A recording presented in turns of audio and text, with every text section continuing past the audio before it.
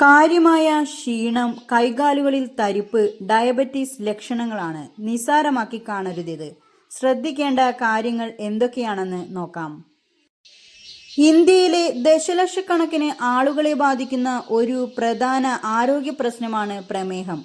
ലോകാരോഗ്യ സംഘടന നൽകുന്ന റിപ്പോർട്ടുകൾ പ്രകാരം ജീവിതശൈലിയിൽ വന്ന മാറ്റങ്ങളാണ് പ്രമേഹ രോഗ വളർച്ചയ്ക്ക് കാരണമായ പ്രധാന ഘടകം. നാം ശ്രദ്ധിക്കേണ്ട പ്രമേഹത്തിന്റെ ചില ലക്ഷണങ്ങൾ പരിശോധിക്കാം. അമിതമായ ദാഹവും അടിക്കടി മൂത്രമൊഴിക്കാൻ തോന്നുന്നതും രക്തത്തിൽ പഞ്ചസാരയുടെ അളവ് വർദ്ധിക്കുന്നതോടെ നമ്മുടെ വൃക്കകൾ കൂടുതൽ പ്രവർത്തിക്കേണ്ടി വരുന്നു. ഇത് മൂത്രത്തിന്റെ ഉൽപാദനം വർദ്ധിക്കാൻ കാരണമാകും. തന്മൂലം ശരീരത്തിൽ നിർജ്ജലീകരണം സംഭവിക്കുകയും അത് വിട്ടുമാറാത്ത ദാഹത്തിന് കാരണമാക്കുകയും ചെയ്യുന്നു. എത്ര വെള്ളം കുടിച്ചാലും മതിയാകില്ല. വെള്ളം കുടിക്കാനും മൂത്രമൊഴിക്കാനുമുള്ള ഈ നിരന്തരമായ ആവശ്യത്തെ അവഗണിക്കരുത്. രാത്രിയിലാണ് ഇത് കൂടുതലായും പ്രകടമാകുക.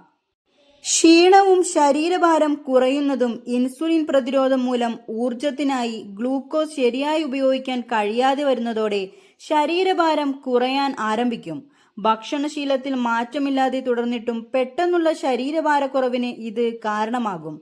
കൂടാതെ വിട്ടുമാറാത്ത ക്ഷീണവും അനുഭവപ്പെടും. കോശങ്ങൾക്കാവശ്യമായ ഊർജം ലഭിക്കാത്തതിനാലാണ് ഇത് സംഭവിക്കുന്നത്.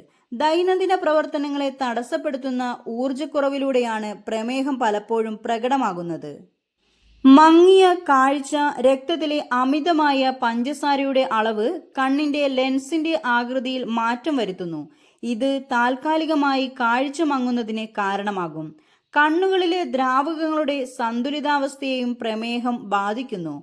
കാഴ്ചയിൽ അപ്രതീക്ഷിതമായി മാറ്റമുള്ളതുപോലെ തോന്നിയാൽ ഉടൻ വൈദ്യസഹായം തേടണം. കൃത്യമായ നേത്ര പരിശോധനയും രക്തത്തിലെ പഞ്ചസാരയുടെ അളവ് പരിശോധിക്കുന്നതും ഈ മുന്നറിയിപ്പ് ലക്ഷണം നേരത്തെ കണ്ടെത്താൻ സഹായിക്കും.